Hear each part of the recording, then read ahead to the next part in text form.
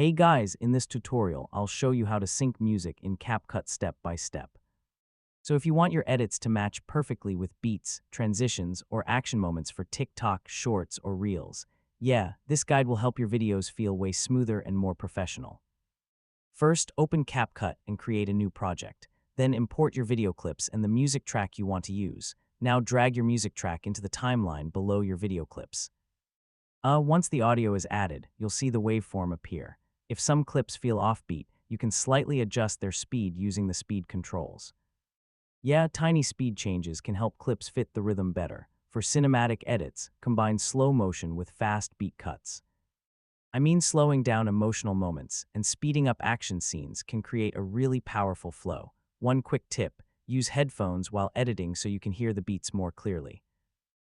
This makes syncing much easier and more accurate.